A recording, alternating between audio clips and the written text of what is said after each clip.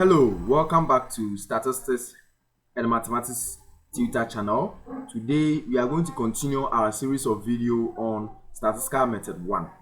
We are going to solve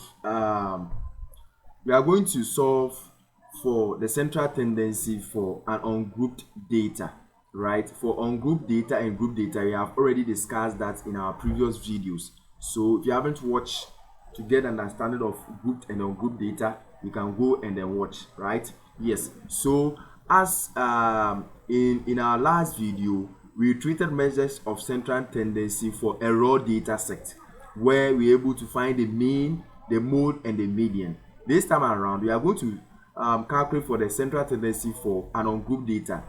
And then for an ungrouped data, the formula, the way that we use to calculate for the mean for the raw data is quite different from the one under what ungrouped data. You see, for the group data, we said that, for the raw data, we said that our x bar is equal to summation of what? X divided by what? N.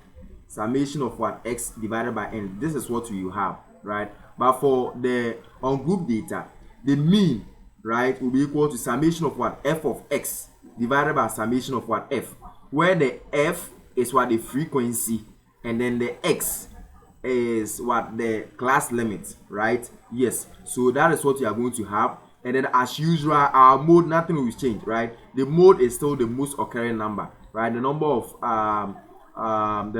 a certain participant that appears many times in what? The data. So this time around, we are going to use an example to explain this one for us to really understand and then understand well.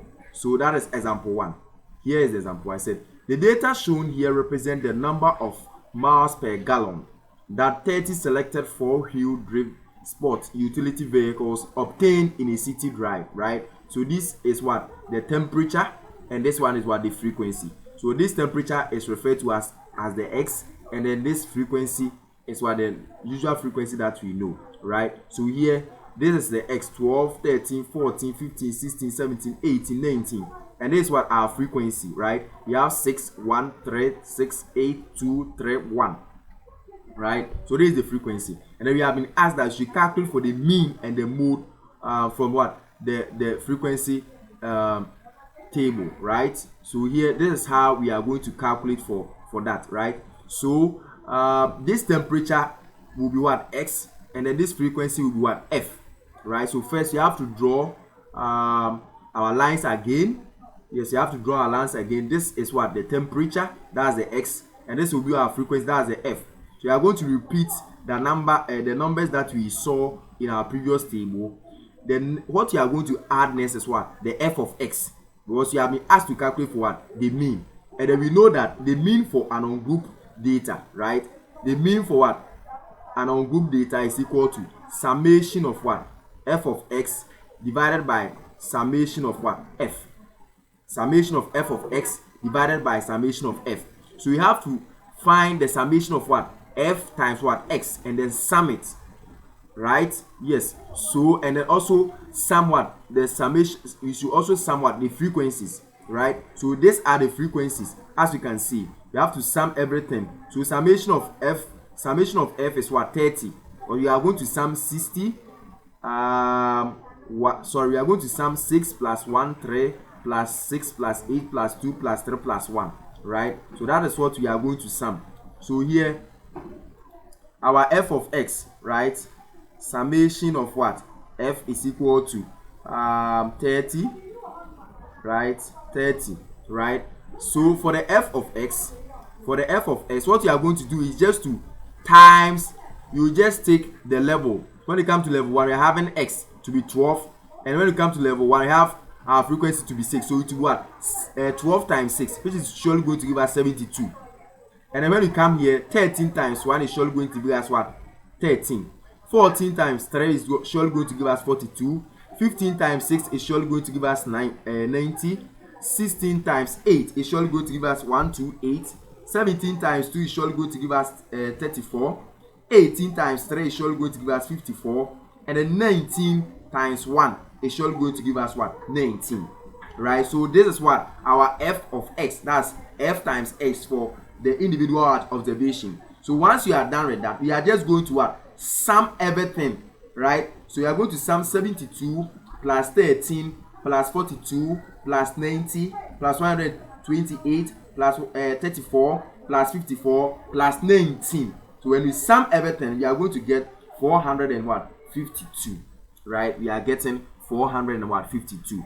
So once we get this one, the work is what? Done. Yes, the work is done because we have our formula. We already have our formula, and our formula is just telling us that our x bar, right?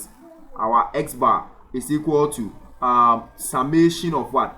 F of x divided by what? Summation of what? F, right? Summation of what? F of x divided by summation of what? F.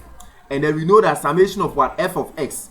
We know that summation of f of x is giving us 452, right? And then summation of f is giving us what? 30, right? So here our x bar is equal to what? 452 divided by 30. And then our x bar is surely going to give us 15. Our x bar is surely going to give us 15 points. Please let me cross check, okay? Our x bar is surely going to give us 15.0666 So this is surely going to be what? Our x bar. That's what? Our mean. So this is how the mean is calculated. So first, we have to note the mean for what? The ungroup frequency distribution, right? So the mean for this ungroup data is what? Summation of what? F of x divided by summation of f.